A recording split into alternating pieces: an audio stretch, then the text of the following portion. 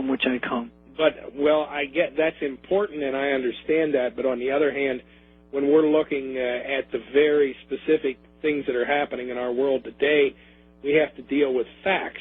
Now, I agree. Like in terms of the Kennedy assassination, you contend that Cardinal Spellman of New York, and I have no special brief for Cardinal Spellman, you say that he was a mastermind of the Kennedy assassination. That's correct.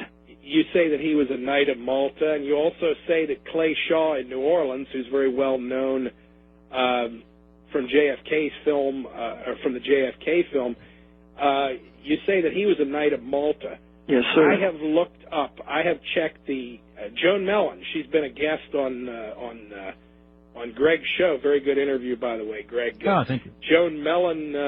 She has in her book, which is an authoritative book on the Clay Shaw affair. I could not find a single reference to Clay Shaw being a Knight of Malta.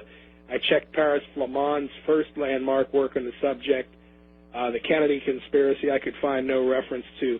Well, I may be able to help here, and I will send you both an email from Joe in California, who is collecting information for me regarding the Knights of Malta, and he sent me a list of about 50 people. Clay Shaw's name was on it, so you can ask him where he got it. Yeah, well, this is the problem. I did some Internet research the other day, and the only references I could find to Clay Shaw being a Knight of Malta have been people reflecting upon what Eric wrote in his book.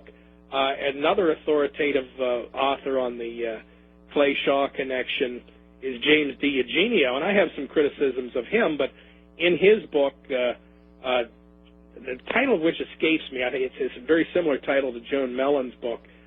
In his book on the Clay Shaw affair, he has absolutely no references to Mr. Shaw being a member of the Knight of Malta. Now, we talk about John McCone being a member of the Knight of Malta. I'm pretty sure that's correct. There's only one problem in the context of Mr.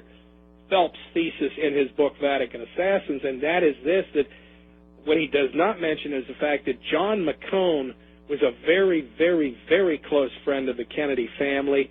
He was put in charge of the CIA precisely because the Kennedys wanted their own man in charge of the CIA, and what makes it all the more interesting is the fact that when McCone was placed in charge of the CIA, the Kennedys conducted their intelligence operations against Israel and the spying on Israeli nuclear weapons through John McCone's office and kept it out of the hands of James Angleton.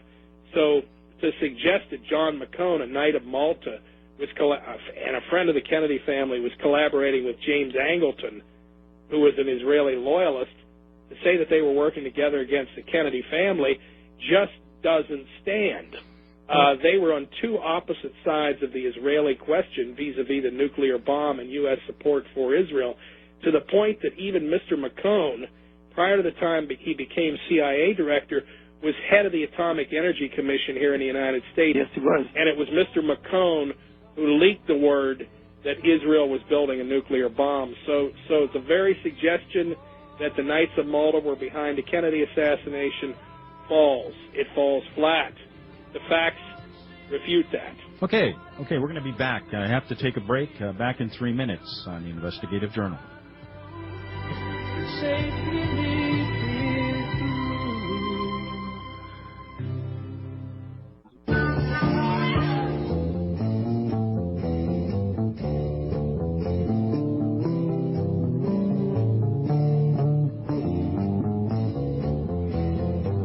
Right, we're back on the Investigative Journal, and I applaud both my guests, Michael for taking his research and looking into the Zionists, and Eric Phelps, of course, for taking his research and looking into the Jesuits. As if I got a picture in my mind, this road that comes to this fork, and one going left, one going right, and then, did they ever meet anywhere? I guess my question, I want to ask, let me ask Eric first. I always ask Michael first, and then I'll ask Eric or Michael the same question, and it boils down to this: you're both researching the same thing. You both want to get at the same apple, so to speak.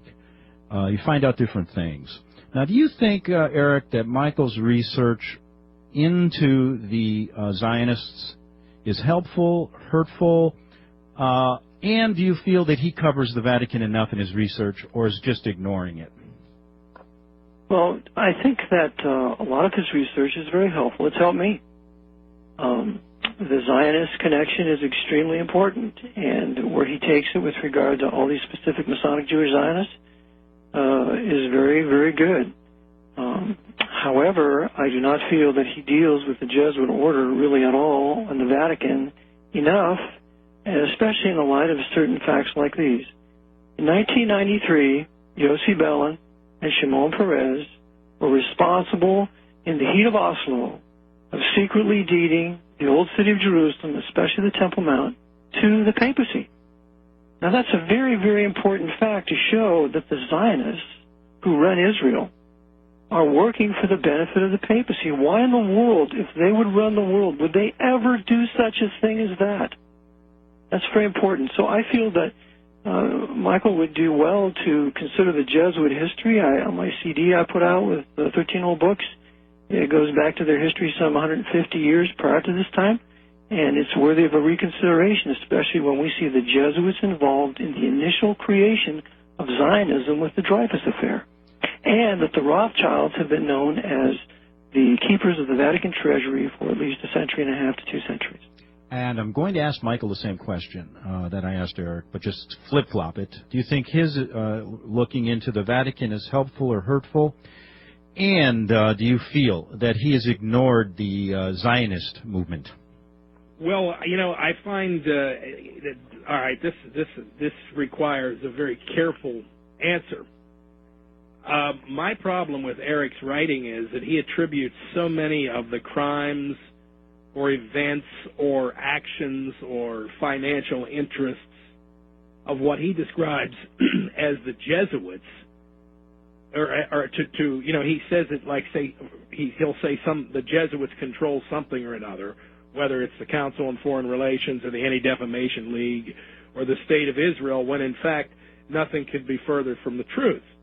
I read his entire book, The Vatican Assassins, in the edition. It has what I have it in front of me here, like 695 pages.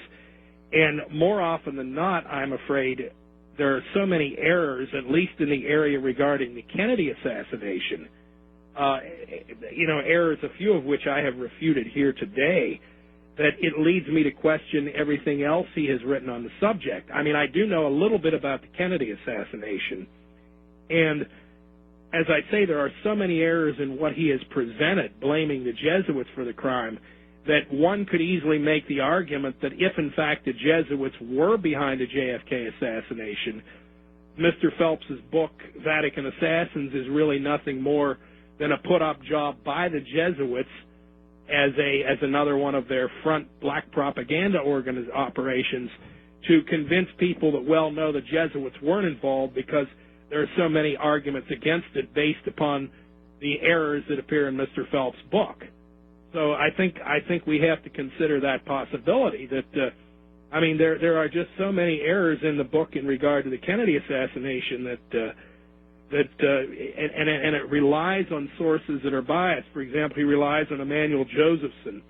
Dr. Josephson was a Jewish fellow in New York who wrote all these books saying that it was really the Rockefellers who ran America through the Council on Foreign Relations, and very studiously ignored, for example, the fact that the Rothschild Empire and their American satellites were responsible for putting the Rockefellers in place. And Eustace Mullins, who's very familiar to many listeners on this network, has written very critically in his books about the disinformation put forth by Emanuel Josephson. Let me just ask one question. Eustace isn't a Jesuit. If you could ask, since you brought it up, Mike, let me ask this question, and if I can't get to the answer from both of you, we'll just go in the next half hour. Then I have to take some calls if you guys don't mind. But the point is, you brought up, you said Eric's work might be a black op job done by the Jesuits. I don't really believe that. Okay. Yeah. But here's the point. I want to ask both of you. I'll start out with Eric. Eric, and I never asked either of you this question, and I think the listeners should know. Both you guys write books. Has anybody, Eric, funded your book?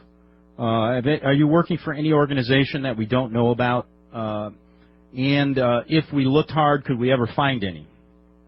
No, I don't work for any organization, and I work pretty much from hand to mouth, week to week. But there's no organization that supports me